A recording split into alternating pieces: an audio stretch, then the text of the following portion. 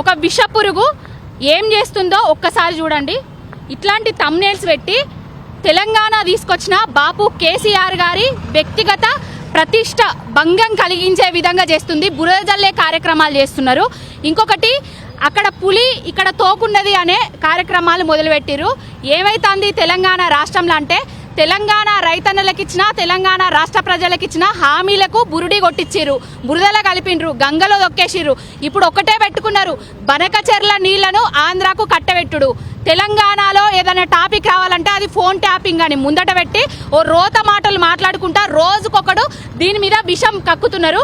అసలు ఆలు లేదు, సూలు లేదు, కొడుకు పేరు ఫోన్ ట్యాపింగ్ అన్నట్టుగా చేస్తున్నారు తెలంగాణ రాష్ట్రంలో. చెంబుగాడి చెంచలు ఇవన్నీ విషము కక్కుకుంటా న్యూస్లు ప్రచారం చేస్తానే.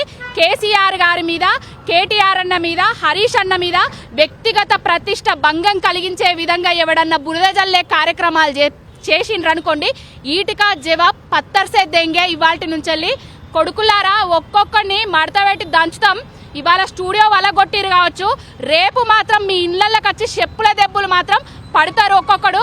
కొంచెం మా నాయకుల మీద మాట్లాడేటప్పుడు, బీఆర్ఎస్ పార్టీ మీద మాట్లాడేటప్పుడు ఒళ్ళు దగ్గర పెట్టుకొని మాట్లాడుర్రి, ఖబర్దార్ నా కొడుకులారా. ఈరోజు మహాన్యూస్ వంశీ మీద సైబర్ క్రైమ్కు రావడం జరిగింది. మహిళా విభాగం తరఫున మా కార్పొరేటర్లము, మహిళా నాయకురాలతో కలిసి రావడం జరిగింది.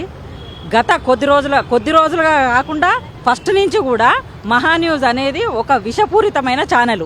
ఎప్పుడు ఎవరి మీద, కాంగ్రెస్ మీద ఉండదు, బీజేపీ మీద ఉండదు, ఏ నాయకుల మీద ఉండదు.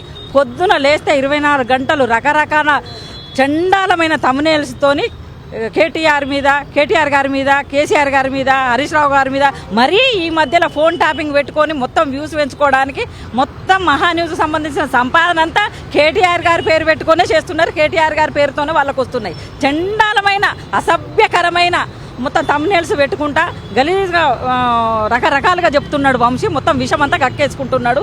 సీమాంధ్ర కుక్క ఇట్లే కొనసాగుతాయి. ఈరోజు మా బీఆర్ఎస్ వాళ్ళు కూడా దాడి చేసిండ్రు. ఇట్లనే ఇంకా ఆపకుంటే ఆ స్టూడియోను కానీ మా మహిళా విభాగం తరఫున కూడా మా మహిళలతో చెప్పు దెబ్బలు తినుడు ఖాయం. ఈ ఒక కేసు పెట్టినాము. దీంతో కూడా మా బీఆర్ఎస్ తరఫున వాళ్ళు చేసిన దానికి ఈ కేసు కూడా స్పందించి నోరు మోసుకోకుంటే మర్యాదగా చెప్తున్నాం, తెలంగాణ బీఆర్ఎస్ మహిళా విభాగం తరఫు నుంచి చెప్పు దెబ్బ తినుడు ఖాయం ఈ వంశీకి అని చెప్తున్నాం. ఖబర్దార్ వంశీ.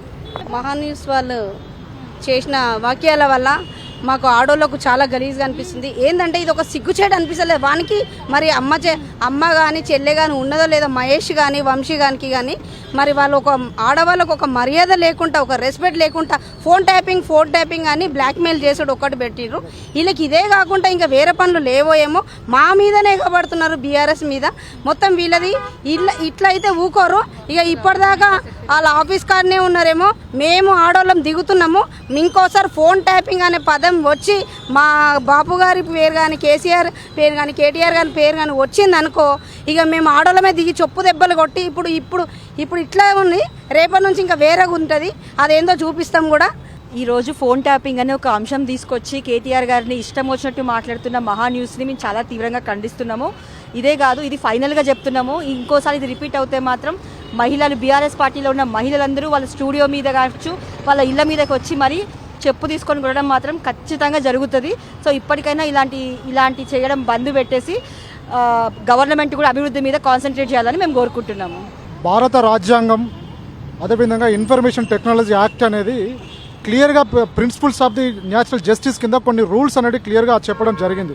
రాజ్యాంగం ప్రకారం కావచ్చు, ఐటీ యాక్ట్ ప్రకారం కావచ్చు, భావ ప్రకటన స్వేచ్ఛకి, మీడియా స్వేచ్ఛకి కొన్ని హద్దులు అనేటివి నిర్ణయించడం జరిగింది. ఎక్కడ కూడా వ్యక్తిగత స్వేచ్ఛ కావచ్చు, డిఫమేటరీ వర్డ్స్ వాడడం, డిఫమేటరీ స్టేట్మెంట్ ఇవ్వడం, డిఫమేటరీ ఇలాగా అంటే థంబ్నెయిల్స్ పెట్టి వాళ్ళ వ్యక్తిగత స్వేచ్ఛకు భంగం కలిగేలాగా న్యూస్ను స్ప్రెడ్ చేయడం కూడా చట్ట ప్రకారం నేరం అవుతుంది. ఆ చట్ట ప్రకారం నేరం కాబట్టి మహా న్యూస్ ఛానల్ సంబంధించిన సీఈఓ గారి మీద కావచ్చు, న్యూస్ని స్ప్రెడ్ చేసిన ఛానల్ యాజమాన్యం మీద చట్ట ప్రకారం చర్యలు తీసుకోవాలని ఈరోజు సైబర్ క్రైమ్స్లో మేము బీఆర్ఎస్ లీగల్ టీం, అదేవిధంగా మహిళా నాయకురాలు అందరు కంప్లైంట్ ఇవ్వడం జరిగింది. అక్నాలెడ్జ్మెంట్ కూడా పోలీసు వాళ్ళు ఇవ్వడం జరిగింది. దీని మీద చట్ట ప్రకారం యాక్షన్ తీసుకొని ఎఫ్ఐఆర్ నమోదు చేసి వాళ్ళని ఇన్వెస్టిగేట్ చేస్తామని ఈరోజు ఏసీపీ గారు చెప్పడం జరిగింది. భావ ప్రకటన స్వేచ్ఛ పేరుతోటి ఒక సూడో జర్నలిజం తయారైంది తెలంగాణలో. ఆ రోజు తెలంగాణ రాష్ట్రం కొరకు మనం ఉద్యమం చేసిన రోజు కూడా ఇలాంటి శక్తులు వ్యక్తులు తెలంగాణ ఉద్యమాన్ని నీరుగార్చడానికి ప్రయత్నం చేశారు.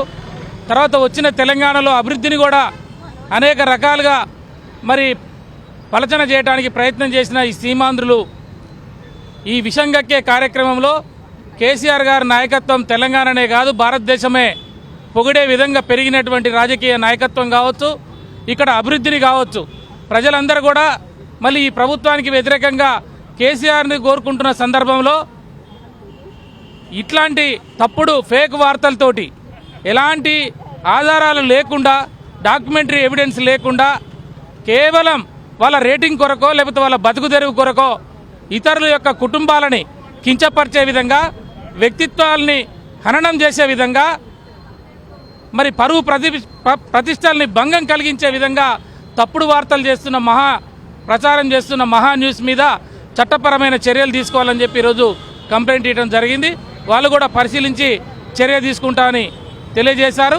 ఏదేమైనా ఇలాంటి వ్యక్తుల పట్ల తెలంగాణ వాదులు, తెలంగాణ ఉద్యమకారులు అందరూ కూడా ఒక కన్నేసి ఉంచాలని చెప్పి, ఇలాంటి తప్పుడు ప్రచారాలను ఎప్పటికప్పుడు అడ్డుకోవాలని చెప్పి దాంట్లో తెలంగాణ అడ్వకేట్ జేఏసీగా మేము గతంలో ఉద్యమం కొనసాగేటప్పుడు కానీ ప్రభుత్వంలో కానీ ఇప్పుడు ప్రతిపక్షంలో కానీ ఇలాంటి వాళ్ళని మాత్రం వదిలిపెట్టము.